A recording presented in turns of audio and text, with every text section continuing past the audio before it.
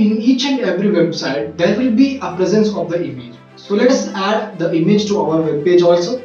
So I'm just going to Google and search apple because I'm having fruit, so I need to add an image here. So I'm just going and just saving this image in the folder where I have created the HTML file. You can download it to any of the folder, but if you download it to the folder where HTML file has been created, then you can just need to enter the name of the file.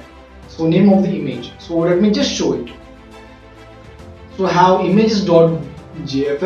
So I'm just going here and inside that after the fruits I'm just including the image tag. So image tag is having img as opening tag and source, which is the link or the path where the image arises. So you can also include the link to the web page which has the image, or you can normally download it and you can just link it up.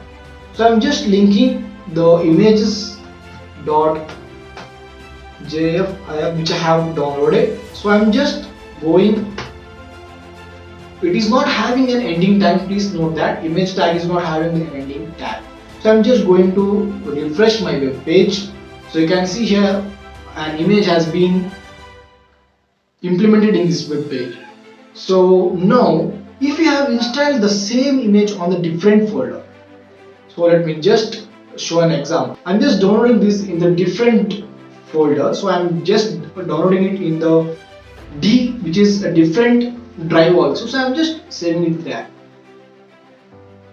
So now if I just remove this, so I will just delete this, and I need to access this file, means I need to go to the file explorer and then I need to go to the new volume D, and then so now I have opened that and I am having a path here. I am just copying this path and just going to the code, and I am just replacing. If I just go and refresh my page, because I have deleted my image from this folder. If I just go and refresh my HTML website, and you can see here there is some error, and not error means you can't get the image because there is no image in that path. So I am just going to change the path where the image is present.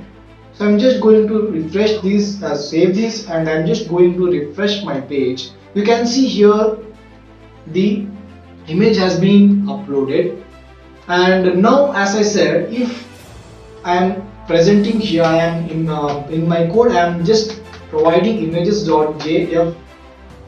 So this is the path in the current folder, but there is no images here.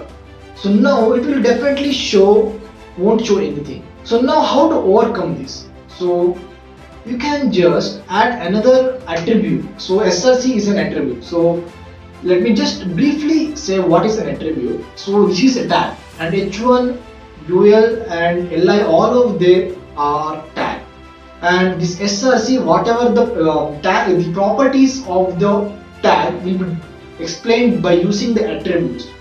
So image, then where is the image, its location, it will be displayed by using the src. It is an attribute. So similarly we can use another attribute alt, which can say, means if the image has been not properly, means if the image location has been not fetched, then it will show this text. So I'm just showing it as apple. So I'm just going and I'm just refreshing this page. So you can see here it is printing as an apple.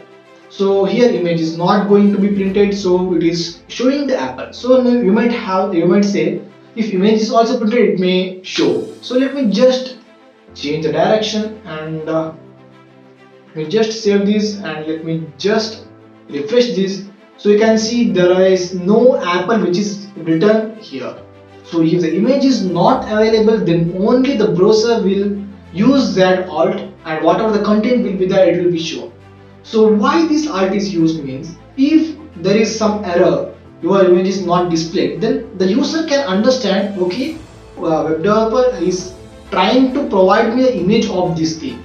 So if I use this alt, then although my image is not displayed, then the user can understand, okay, this is an image of an apple. So this is why we use alt. So this is about the image tag. So as I said, you can embed that image tag inside the unordered list and ordered list. So you can embed that And if you're having any doubt in embedding, you can just experiment it out by embedding each and everything inside here. So now that's it for this video. Here we have learned the image syntax. So image is having an open tag and it is not having an ending tag as the h1 and ul all of them has, and it is having an attribute called src which represents the path, and it is having an attribute called art which will represent or which will display the content when the image has not been displayed. So this is about the image.